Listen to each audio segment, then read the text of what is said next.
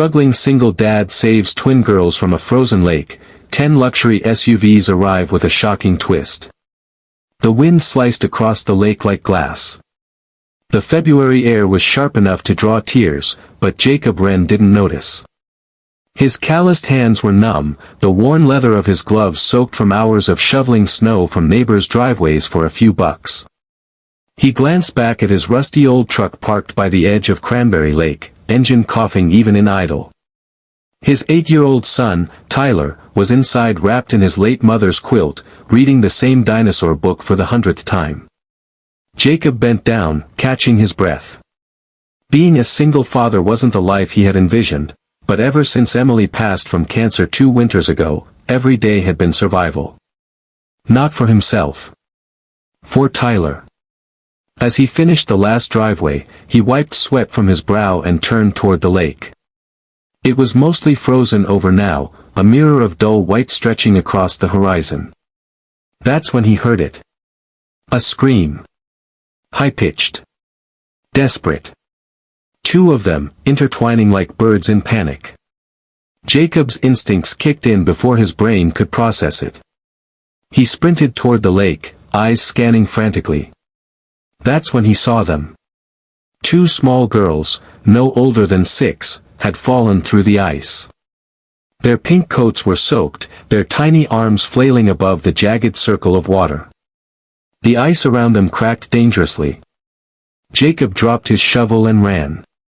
He didn't think about the danger. He didn't think about his own son sitting in the truck. He only thought about those girls. And how easily they could have been Tyler. "Hold on," he shouted, sprinting across the ice, praying with every step it would hold. 1 step. 2 steps. Then a crack. He was in. The cold swallowed him whole, stealing his breath as though the lake itself wanted to claim him. But he swam toward them, muscles burning, fingers numb. One of the girls, clinging to the other, was slipping under. He reached them just in time. "I got you," he yelled, grabbing their jackets and hoisting their tiny frames above water. The ice edge was crumbling, but he pushed, lifted, used every ounce of strength left in him to get them out.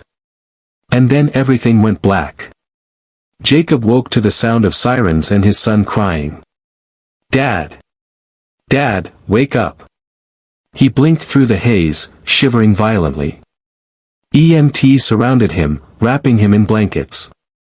The girls, safe now, were in their mother's arms sobbing, wrapped in coats. "You saved them," someone whispered. But Jacob didn't feel like a hero. He felt broken. Exhausted. Cold to the bone.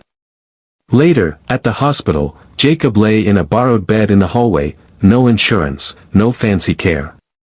Just survival. The nurses told him the mother had left a note, thanking him, but there was no name, no contact information. Just a note, and the warmest hug Jacob had ever received. 2 days later, Jacob was back on the job, working a part-time janitorial gig at a local hardware store. He still couldn't feel 3 of his fingers, but bills didn't stop for frostbite. That's when it happened. Tyler tugged at his sleeve.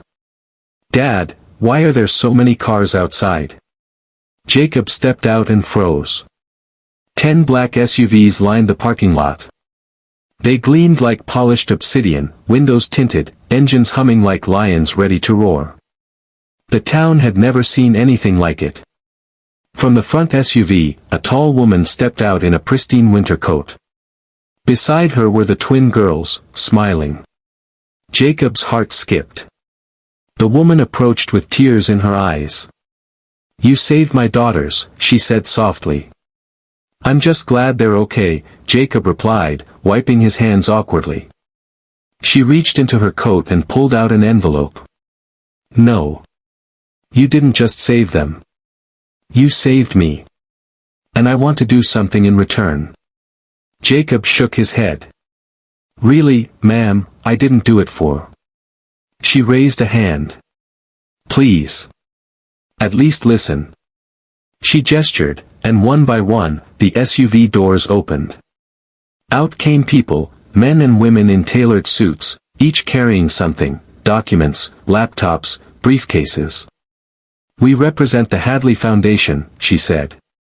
"My late husband and I created it to honor acts of true humanity. Every year, we select one person whose selfless act changed a life. This year, that person is you." Jacob looked around, confused. "I don't understand." She smiled. "You're no longer struggling, Mr. Wren. We're paying off your debt. A new house. A college fund for your son. And if you'll allow it, a job with our foundation, helping identify and support others who give the way you did."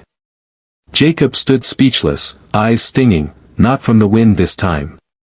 Tyler whispered, "Does this mean we don't have to sleep in the truck anymore?" The woman knelt beside him. "Sweetheart, you and your dad will never have to worry again."